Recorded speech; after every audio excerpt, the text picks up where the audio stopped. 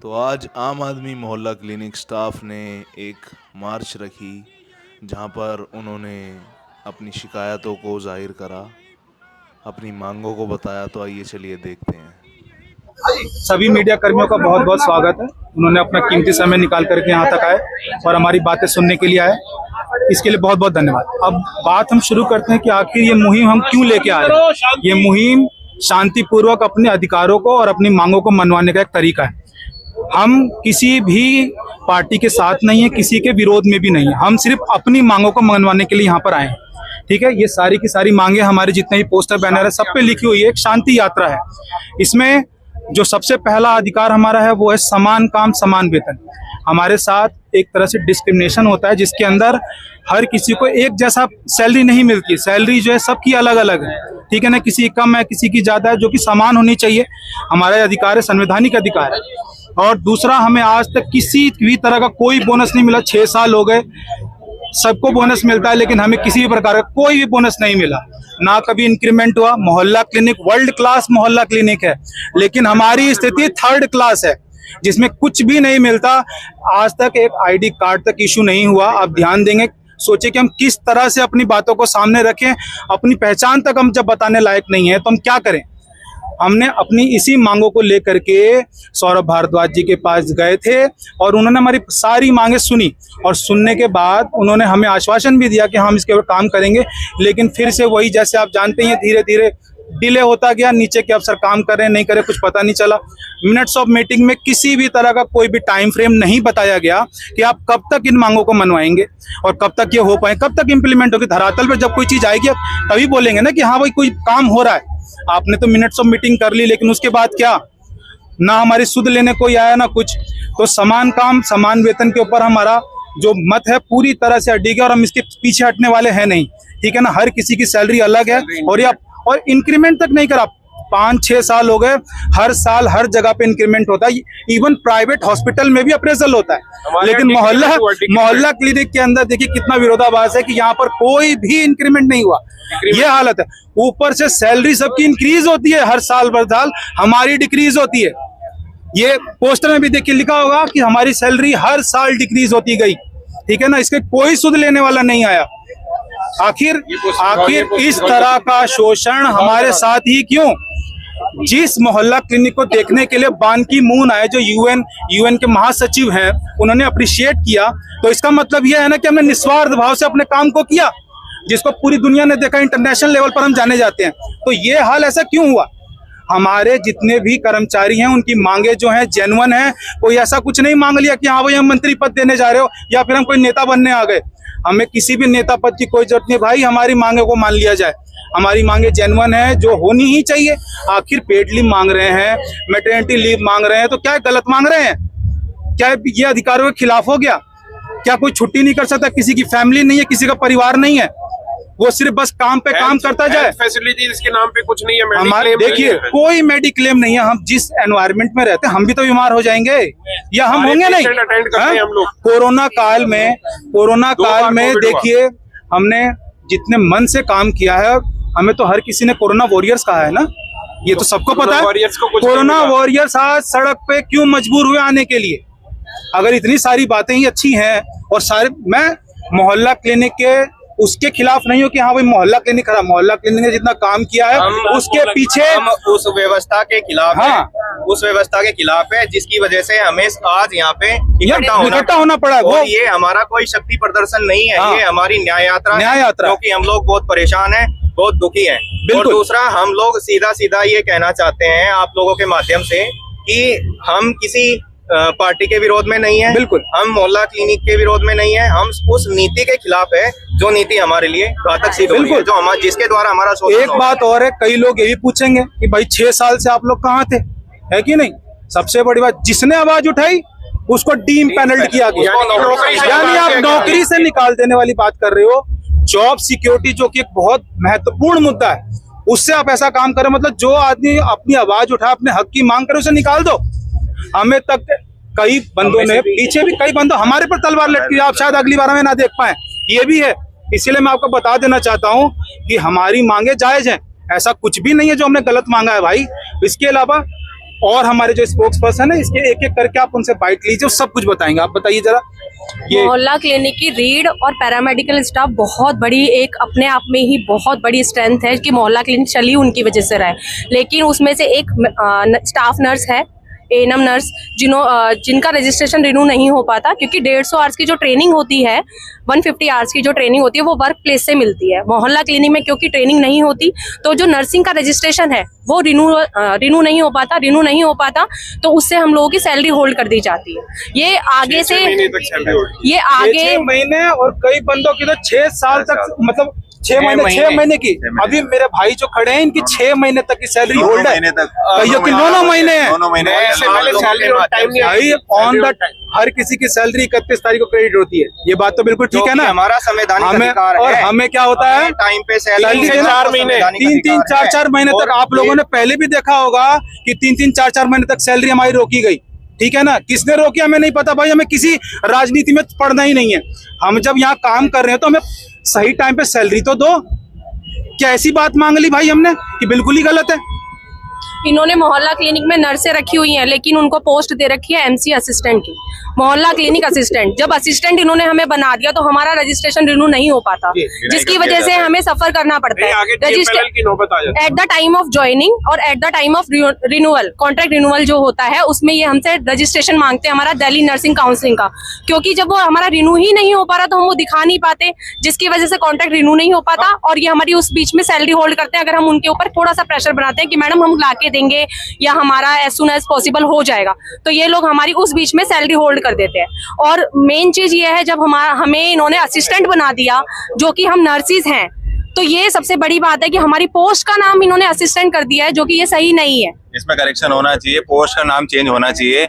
MCO को हटाकर या तो एएनएम या उसकी इक्विवेलेंट मतलब पोस्ट, समान पोस्ट का हमें दर्जा मिलना चाहिए, जिससे हमें फर्दर इन फ्यूचर कोई नर्सिंग डीएनसी से रजिस्ट्रेशन करवाने के लिए कोई प्रॉब्लम ना आए। हम नर्सिस हैं, असिस्टेंट नहीं है।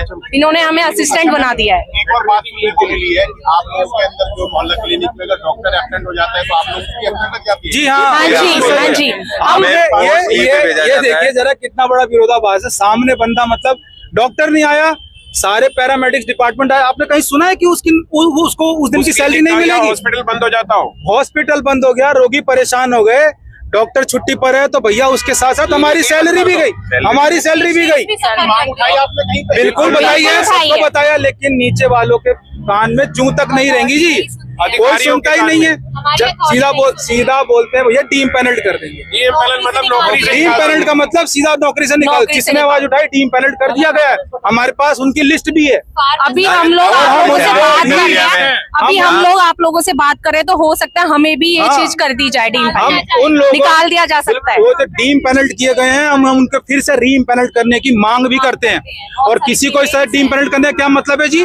मैटरनिटी लीव पे मैटरनिटी पैनल काला कानून कोई सैलरी स्लिप मिलती है, जिसकी वजह से फर्दर हमें बहुत सी दिक्कतें फेस करनी पड़ती है। हमें सैलरी स्लिप भी नहीं मिलती है, जिसकी वजह से हर एक बंदे को इश्यू होता है। कभी कहीं पे लोन हो, फाइनेंशियल बहुत सी दिक्कतें होती है और हमारे एक्सपीरियंस लेटर भी हमें नहीं मिलता है, जिसकी वजह से हम कहाँ पे दिखाएंगे हमने कहाँ पे काम किया है। तो हमें बहुत सी दिक्कतें हैं। तो सरकार को इसमें और जो भी रिलेटेड अथॉरिटीज हैं उनको हमें देखना चाहिए, उन पे एक्शन लेना चाहिए। हम लोग कहीं पे काम करते हैं तो हमें वहाँ की पहचान मिलती है, एक आईडी मिलता है, लेकिन हमें 6 साल हो गए मोहल्ला क्लिनिक में काम करते हुए, आज तक हमें कोई पहचान या कोई आईडी नहीं दी गई है जिससे हम ये प्रूफ कर सके कि हम मोहल्ला क्लिनिक स्टाफ हैं। हमारे पास कोई आईडी नहीं है। एक महत्वपूर्ण जो है मैडम भारती मैडम बताएंगी मैटरनिटी लीव के ऊपर। बताइए मैडम। मैटरनिटी लीव जो है वो एक फीमेल मैटरनिटी लीव जो है वो एक फीमेल का व्यक्तिगत मामला नहीं है, एक सामाजिक इशू है। मैटरनिटी मतलब फीमेल अगर कंसीव कर रही है तो वो समाज को आगे बढ़ा रही है, नई पीढ़ी को वो जन्म दे रही है। उस टाइम पर उसका स्वास्थ्य बहुत अच्छा होना ये हमारे समाज के लिए भी बहुत अच्छी बात है। मैटरनिटी लीव जैसे आपके घर में फीमेल्स है, अगर आपकी वाइफ को डिलीवरी के 10 दिन के बाद ही बुला लिया जाता है, उसकी मानसिक स्थिति क्या होगी उस समय पे। एक केस है हमारे पास, 14 दिन के बाद उसे बुलाया जाता है, उन्हें नौकरी से निकाल दिया जाता है। अगर कोई फीमेल फीड नहीं करा सकती अपने बच्चे को, उनको बोला जाता है कि आप अपने बच्चे को नवजात शिशु को लेके काम पे आ भी नहीं सकते। अगर वो नवजात शिशु को लेके काम पे भी नहीं आ सकती है और अगर वो उसको छोड़ भी नहीं सकती है, ये कैसे पॉसिबल है? जानवरों के बच्चों को भी अलग ये नहीं महिला किया विरोधी जाता बातें है। हैं सारी, जितनी भी चीजें ना महिला विरोधी हैं। एक जानवर का बच्चा होता है उसको भी आप, एक गाय का बच्चा होता है उसको भी आप लगाते हैं कि भाई नहीं बच्चे की जरूरत है, तो एक इनह्यूमैनिटी हो रही है हमारे साथ। अधिकार भी छीना जा रहा है। जो बच्चा न्यूबॉर्न बेबी है और उससे आपने मातृत्व का अधिकार ही छीन लिया है, तो ये क्या खुला शोषण नहीं है संविधान का? ये अपमाननीय है। कंसीव जब करती है कोई फीमेल, आप लोगों के लीव अप्रूव होती है, कोई यहाँ पे 10 दिन की भी लीव नहीं दी जाती है, मना कर देते हैं कि नहीं अगर आप लीव लोगे तो आपको हटा दिया जाएगा। ऐसे कैसे हो सकता है? कोई भी लेडीज बच्चा पैदा करने के बाद 10 दिन के अंदर कोई भी ड्यूटी कैसे ज्वाइन कर सकती है? ये एक और हमें कोई पेड लीव नहीं है, कोई अर्न संडे लीव की नहीं लीव नहीं है, मिलती है कोई हमें। सेल नहीं है, हमें संडे भी नहीं मिलता है। हम कोई job पूरा security महीना हम आम आदमी मोहल्ला क्लिनिक में काम करते हैं और हम संडे के दिन बेरोजगार होते हैं और हमें कोई इन्फ्लेशन बढ़ा हुआ है और सैलरी डिक्रीज हो रही है और इन्फ्लेशन बढ़ रहा है, सैलरी डिक्रीज होती जा रही है। वो वर्क प्रेशर दिन पे दिन बढ़ता ही जा रहा है, लेकिन हमारे जो नीड्स हैं वो उन पे ध्यान किसी का नहीं जा रहा है। और एक बात और मैं बताना चाहूंगा, जो आप ये समझिए कैसे भी करके ना ओपीडी भी डिक्रीज करने की कई बातें होती हैं कि भाई ओपीडी ये देख ही ना पाए, वर्कलोड बढ़ा दो, पेशेंट की तरफ ध्यान ही नहीं, जो कि सबसे ज्यादा वैल्यूबल चीज है। आप वर्कलोड बढ़ा दीजिए हमारा खूब दबा के, डिजिटल भी सब कुछ करें, ठीक है ना, डिजिटल भी हम देखें और फिर मैनुअल भी देखें। तो फिर मुझे बताइए कि डिजिटल की क्या जरूरत थी जी? अगर डिजिटल की बात हो रही है, हम टैब चला रहे हैं, तो फिर मैनुअल की क्या जरूरत है? आप दोनों चीज एक साथ करोगे। एक फार्मासिस्ट 15 मेडिसिन है, उसको एक जगह पे लिखता है, 165 ठीक है ना।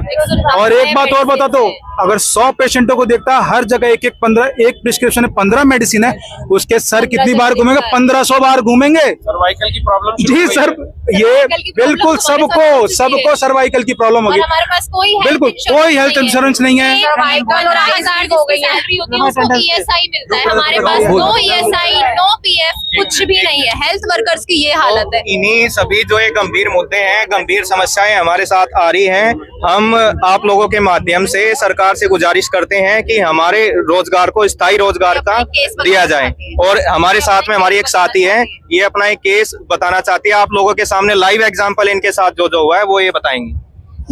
जनवरी में मेरे फादर को कार्डियक अरेस्ट आया था, फेब में उनकी डेथ हो गई। तो दिसंबर में कोई हमारा फार्मेसी का रजिस्ट्रेशन था, वो उसको रिन्यूअल कराना था, रिन्यूअल के लिए अप्लाई कर दिया था तभी, पर वो किसी डीपीसी की मतलब फार्मेसी काउंसिल की कुछ साइट की वजह से वो बन नहीं पाया।